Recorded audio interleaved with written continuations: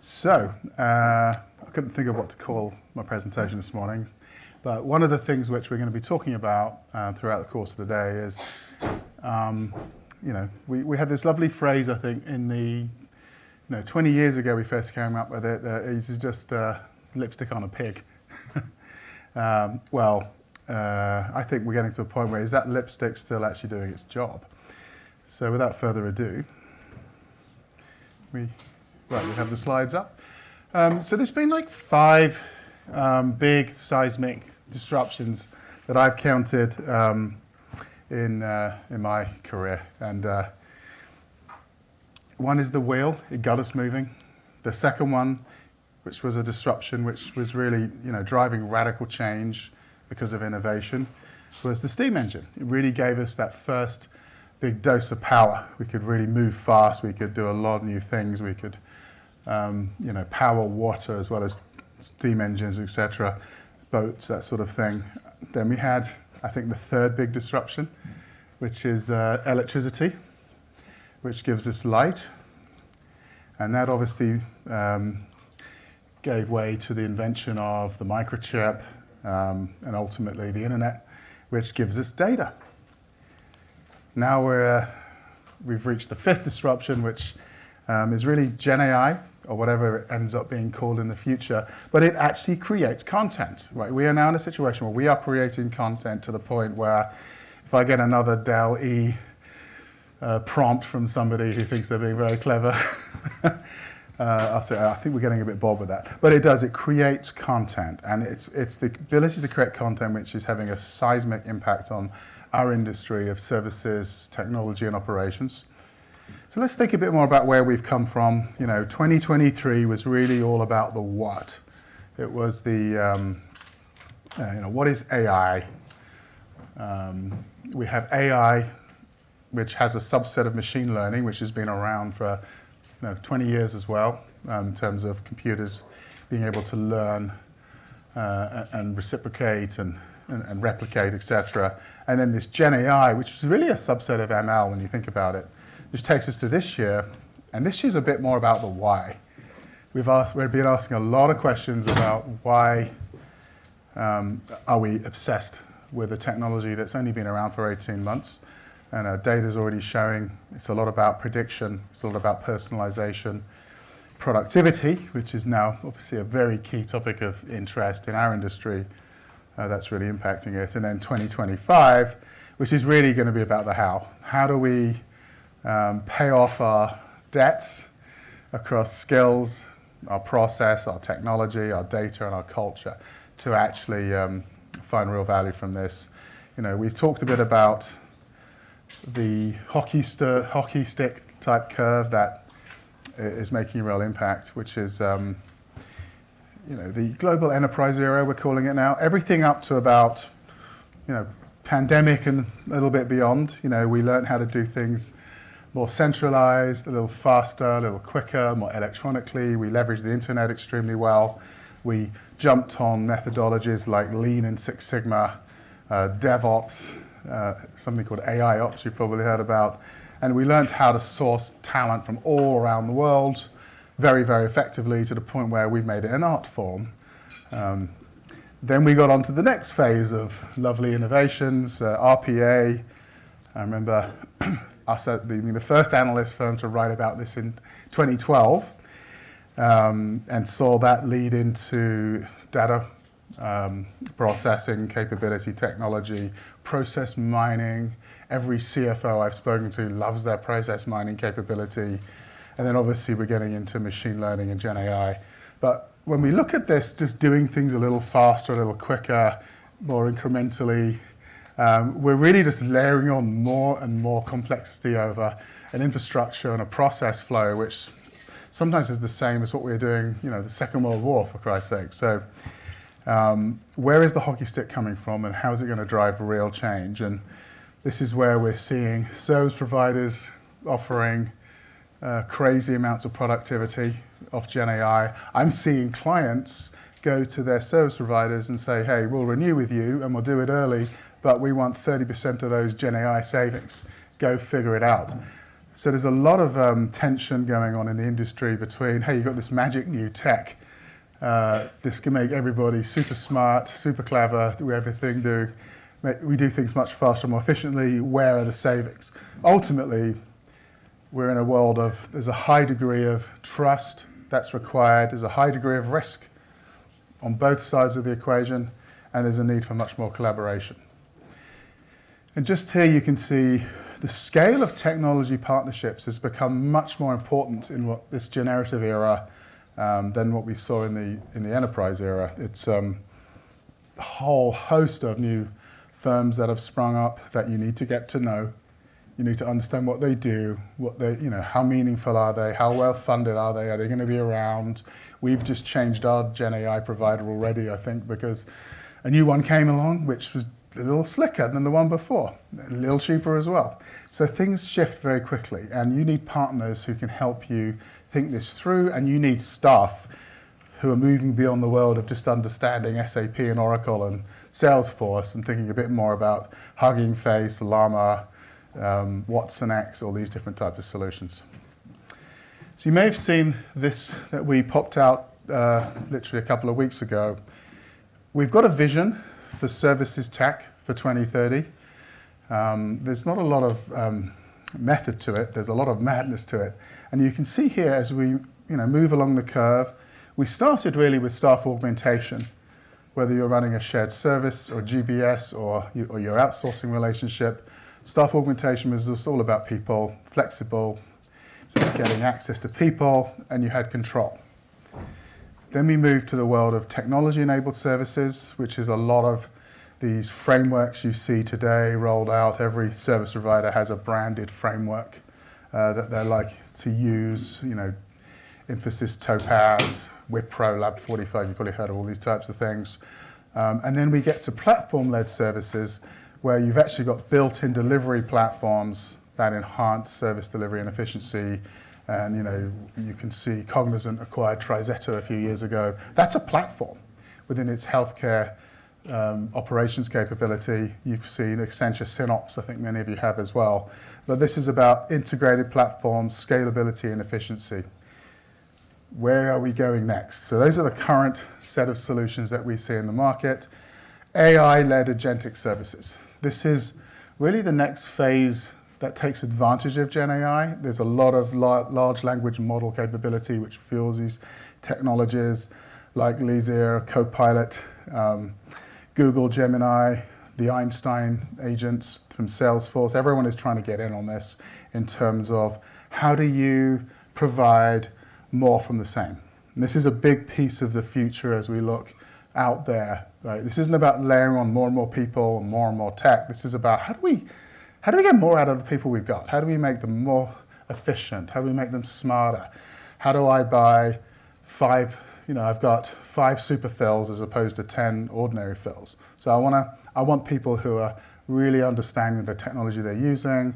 They're augmented using that. If I'm doing, for example, a customer service operation, I could have a much smaller number of reps using agentic software than I would not using it because of the capability that this really brings to the table. And then finally, we're looking at this world. We're not there yet. There's some evolutions that are heading this way, which we call service as a software. This isn't software as a service, it's the flip of this, where it's actually the ability to maximize services using technology with very, very minimal human intervention. So how do you mimic a service workflow into a piece of software and start running it that way, and then replicating it across multiple other companies? This is the future. Fortunately, it's in 2030, so a lot of us will be happily retired by then. But joke.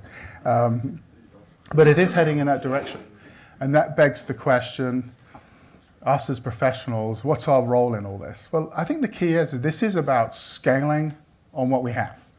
We are what we have. We just need to get smarter and better at this, and we need to start to address the real pain that our companies have had to endure over many years to get better at what we do. This is some data from, it's over 1,000 organizations. We haven't published this, but I thought I'd share it. But we spoke with a lot of professionals from major organizations around the impact of AI on the professional services that they're engaging with. So in 3 to 5 years, a third of them are saying, it's not going to have a huge impact. We'll tinker a bit here. We'll sample some capabilities. We'll look at this agentic stuff. 24% are saying, they're already looking at it to replicate some professional services with AI solutions. A lot of them are already looking at this now, and they're looking at a shorter time scale.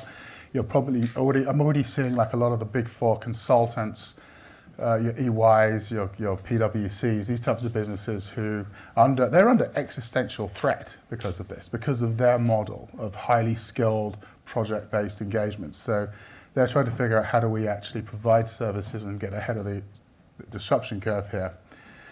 39% are actually looking to replace a significant proportion of their current professional services with AI within the next 3 to 5 years. So if you think about it, 6 out of every 10 major organizations today is already planning to replace people-run services with software-run services before 2030. So people are waiting for overnight disruption. It's more of a smoldering disruption, but it is happening, and this will happen. Think about it. 6 years is a long time. Think back 6 years where we were then, and things have moved pretty quickly just in the last 18 months. So this is happening, and we need to really be aware and ready for some of the changes that we're already seeing in the market. I think back to the generative era, and as I said, it's more about generating actionable value. It's doing more with what you have. It's not just saying, I've got 500 people here, how do I quickly chop them down to 250? This is more, how do I take that 500 people and really scale out their capability, make them better at what they do, make them smarter, maybe add some emerging talent and some skills that we don't have. But when we look at the emerging use cases today of Gen AI, 34% are interested in predicting, like soil analysis to predict the best use of your crops for rotation. A similar number are looking at personalizing what they do. So customer experience in the medical sector, for example, the end-to-end view of the patient. If you spend any time in the US, it's even more complicated than the UK as to where you get your prescriptions, where you go and see your doctor, and how you get referred. It's an unjoined up technology nightmare. 24% are looking at productivity. And I'd say productivity is much more than, we shouldn't mix this up with just cost reduction. Productivity is looking at things like accelerated compliance checking, getting more out of what we got, doing better at what we've got. And this is where it gets really, really complicated. And I'm not going to read through all of these. You can take them away and read them in your own time. But there's hundreds of large language models on the market that you need to understand. You've got the very popular ones you probably all know about, like BERT, like ChatGPT. There's lots of recognized ones that you're seeing in the market. The Meta LLMs based on Llama are very, very popular. Chinchilla, for example. And then we look at some of these emerging and specialized LLMs, which, it's creating a very different industry that we're operating in now. How do we get to know which of these models that are right for us, which are right for our organization? And now, how do I have the right people? I've spoken to a lot of CIOs, and one of them said to me recently, I can't be bothered to train my team on this. It's all going to be changed in another 6 months. Some of them are giving up. They say, this is just beyond me at this point. And I think if you start to think this is beyond me, I think Elena mentioned it earlier, you're going to be replaced by somebody who this isn't beyond. And that's where this is shifting. So back to the core of this conversation, it's not lipstick on a pig, is this lipstick looking for a pig? And again, let's look at the use cases of Gen AI today. And they're, on the whole, look, in terms of competitive advantage, it's helped us expedite our R&D. It's helped us with predictive trends and analysis. It's helped us customize our products. In terms of faster revenue growth, well, look, it's helped us get more efficient with our lead qualification, get better with precision marketing, amplify our production output. It's not very exciting, is it? It's sort of just taking the dull drudgery that we do today and doing it a little better, a little faster, a little smarter, a little more integrated. That's where this is really shifting. There isn't this big bang, the whole world's turned upside down. No, let's look at what we're doing and start figuring out how to do it better, right? How do we look at the people, the processes, the technology behind it, and how can we actually leverage this to be more effective than we are? So we've heard the hype, I actually wanted this to be a very anti-hype conference. I came from an AI washing conference recently, and it was depressing. By the time you're out of there, you've got this headache of I've just heard the same stuff over and over again without getting into the substance. 13 trillion impact on the economy from McKinsey. I think PwC think we're seeing a 26% boost in GDP, and Pew Research, which I like actually, is they thought that in 2022, 19% of American workers were in jobs that are most exposed to AI. So they're seeing a lot of exposure already. But you go work for Uber or Lyft or one of these companies, your boss is actually a robot already. It's a piece of AI. You're not actually reporting to anyone.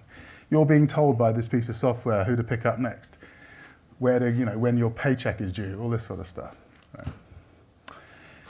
So getting to the reality check, this is a major survey that we ran, published a couple of months ago, and this is a smoldering platform. Sorry, I forgot to put the U in smoldering for this audience. Not a burning one. I did put the U in later. That's terrible, isn't it? But only 5% of enterprises are considered pioneers of Gen AI who are really deploying solutions at scale across multiple parts of the business and committing significant technology spend. 27% are actually following fairly quickly. We call them fast followers. And they're deploying Gen AI across multiple parts of the business. The rest, it's kind of wait and watch or do nothing. So you've again got a situation where only about a third of enterprises are really doing anything when it comes to this. So there's been so much talk, so much noise, but ultimately it's down to a small number who are really setting the stage on how we're going to deploy this and do it really well. I talked to some who are, and they're away. They sort of hit a pivot point where you've got every 22-year-old developer in the company going nuts and figuring out, hey, I've just figured out how to run this piece faster than this piece. This works better. And it's incredible once the snowball effect hits. So one of the things we're going to really drill into today is whether, how do we get through from where we are to where we want to go? How can the middle management withstand the impatience of the C-suite? Because so many C-suites are like, we're going to do this, we're going to take Gen AI, we're going to take our business into the next generation. Middle management, and everyone's jockeying to show some implementation without governance. Everyone's tapped out for traditional funding, so they're trying to find loose change from other projects to do things. And delivery is slow, functionality is slow. What do we do to sort of fill up these skills gaps? How do we do this faster? How do we become more efficient? How do we get this better funded? So we're seeing more funding now. We're seeing companies with specific budgets set aside to this. We're seeing some real deal closures based on Gen AI in the market that are public, that are under a lot of scrutiny. We've heard about them and we're saying, are you sure these are Gen AI? We validated them, they are. So companies are jumping down this path, a few of them, and they're starting to show results. But we still don't have enough meaningful large-scale impacts, and there's a massive issue, as per usual, with privacy rules and controls and these types of things. So what's a good example of Gen AI? I couldn't resist using ourselves. We're a research company, and we decided to put all our research into a Gen AI tool, so I could go in the morning, and if I'm Sumit Mitra, I can say, hey, I'd like to find out what's been going on in the grocery retail business for the last 5 years. You just type it in as a prompt. 2 or 3 years ago, you would have gone to your research team and said, hey, go find this out for me, and a week later, they'd come back. Now you could just go in and ask, hey, HFS, tell me everything you know about my industry, who else is doing wide-scale global sourcing around grocery chains, right? That sort of thing. So one, we immediately have a C-suite ability to deal with clients who never would have actually engaged with us in this way before. We've got over 1,300 pieces of research loaded up in our tool, and we had over 110,000 questions piled in by January. It's probably doubled since then. And it's very contextual to your unique needs. What do I need? How do I do it? So this changes our business overnight. And one of the things I'll show you is we fare pretty well against firms like Gartner and Forrester and IDC.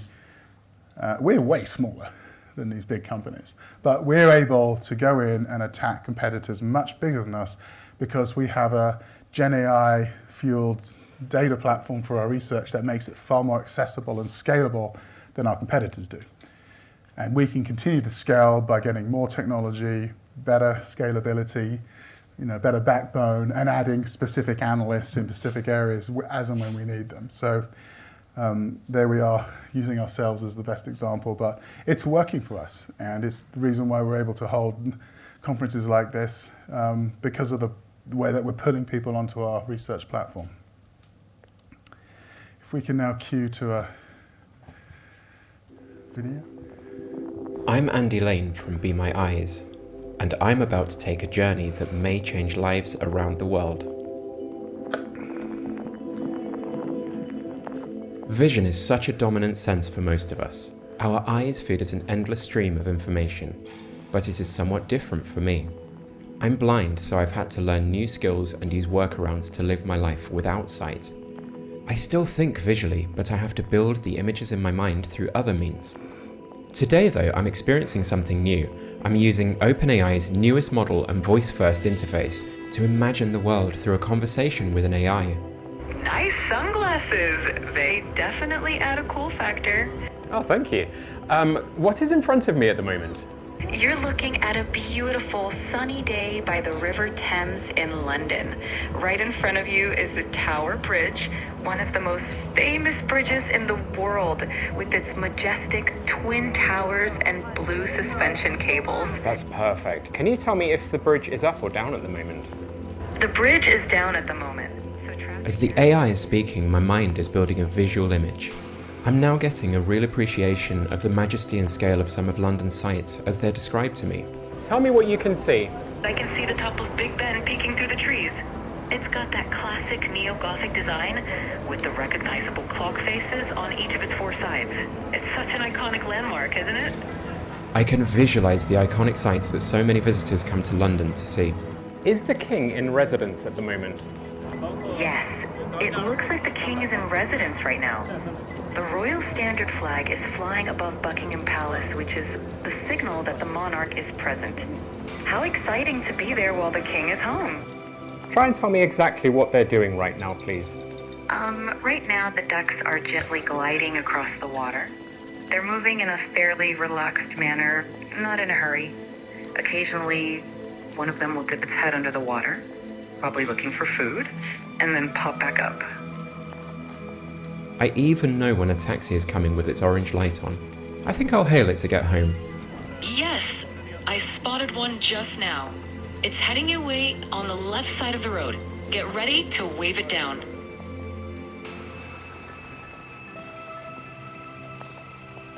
Great job hailing that taxi. It looks like you're all set to go. That's a good dog right there, leading the way into the taxi. Safe travels. Blind people around the world have rich and fulfilled lives, but it can be so much more difficult without sight. But my experience today has given me an overwhelming feeling of power and joy, and I'm so excited that other blind people around the world are soon going to have access to OpenAI's newest model through Be My Eyes. I think it's a bit like a driverless car. It feels like it's a lot to take in, but then the instant that you do take it in, it just becomes completely normal. And that normality is like so full of hope and optimism. Yeah, Yeah. makes sense. There we go. So I know I promised we wouldn't come up with too much hype, but that was pretty cool.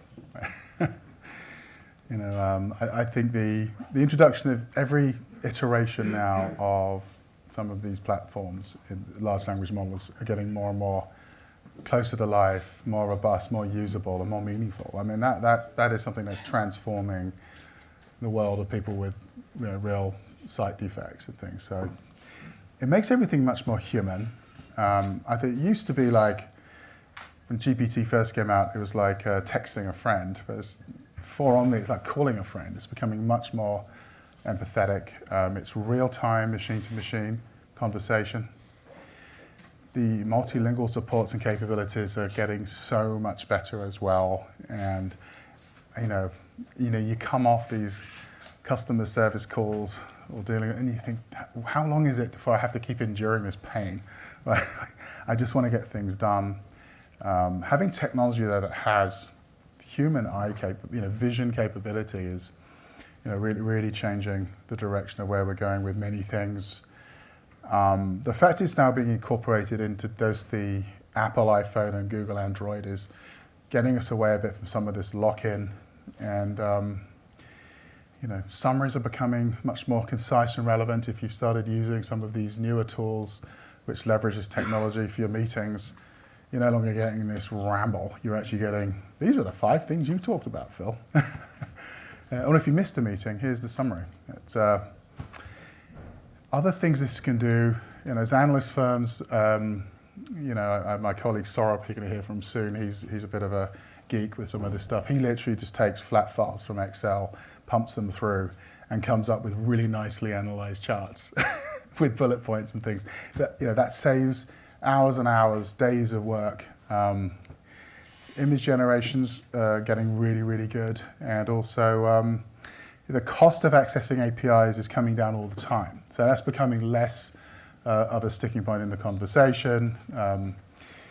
And obviously coding, we'll talk a lot about that. It's vastly improved, and this is a huge impact on how do we create applications and capabilities much, much faster than anything else. I don't know if anyone saw on LinkedIn, my developer did something called Superfill, and it was me talking away, answering research questions, which was quite freaky. But that took such minimal programming capability to do that. It just took my voice, mimicked it, took a picture, and just started talking away as me. So just to get to the end of this session, tech spend is almost as much outside of tech than inside of tech now. Our poll study shows that non-technical executives are making big decisions on technology investments now more than ever. If you're in the business of buying or selling this is very much a business conversation, much more than it's ever been. In terms of how do we start to challenge ourselves and fix some of the debts we have, I think it was McKinsey came out with, we have 1.5 trillion in technical debt. We think it's even more than that. But what are our debts, right? 61% talk to data as their main debt. How do we access it faster with better quality? Process debt is number 2. It's how do we get better at regulatory compliance and security, and also complexity of integration. The third debt that we're looking to fix is in terms of skills amongst our employees, skills amongst ourselves. Do we reskill ourselves? Do we hire more people in? Where do we get these people from? And then it's our technical debt. How do we build that stack that helps us do this more reliably?